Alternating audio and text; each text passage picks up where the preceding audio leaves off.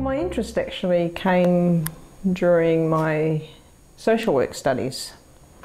We had this unit called Community Development, and I knew I was interested in it, but I during my studies never got quite a good grasp of what it really meant.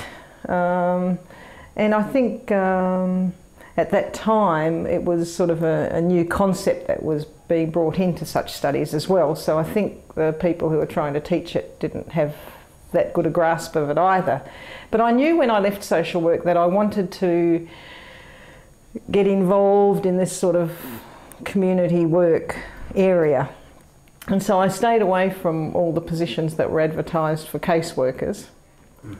And so I was actually thrown into it straight out of social work at the age of 21 when I applied for a position as a social worker at the Fremantle City Council.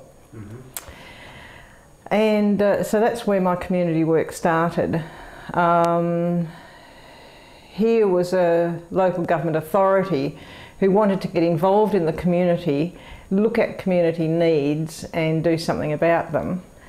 And that was almost as far as their thinking had got.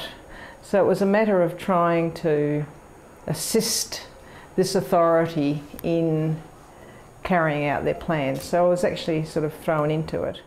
That was in 1971.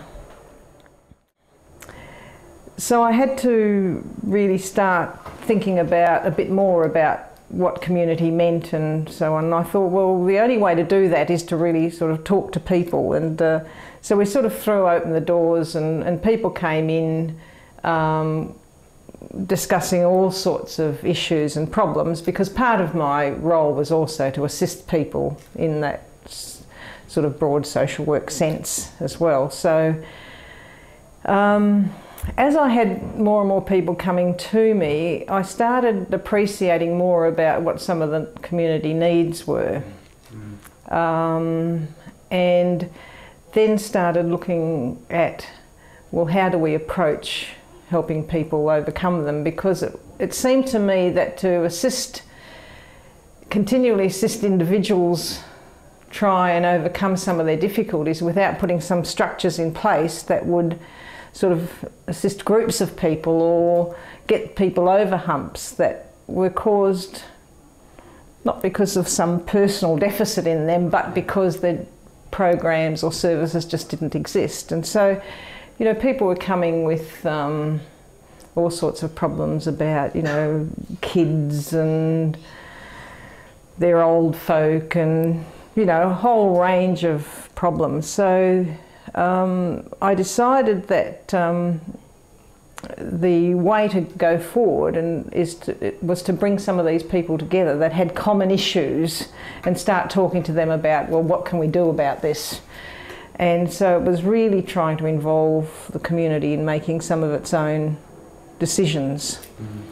And from that sort of approach,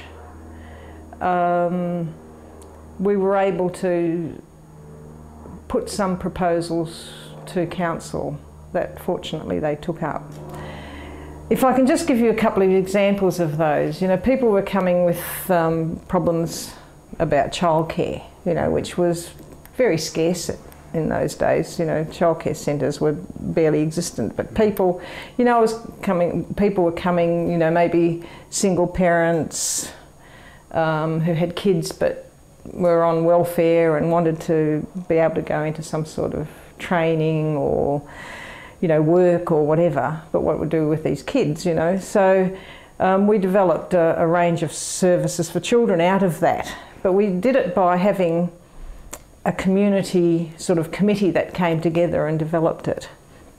But also, at the time, we had some supporters in council, and this is where I think these two concepts about community involvement, but having support of people that had power over decisions and getting them to come along with you is a really, really important concept in any community development.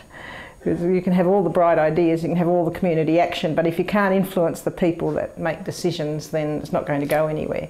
So we're quite fortunate that we had on council people like, and you might recognise some of these names, Esme Fletcher, one of the few women in council at the time, Fred Notley, and you can, you know, we've got the Fred Notley daycare and the Esme Fletcher nursery, which is now been pulled down recently, you know, on the corner of Parry and High Streets it was, and redeveloped elsewhere.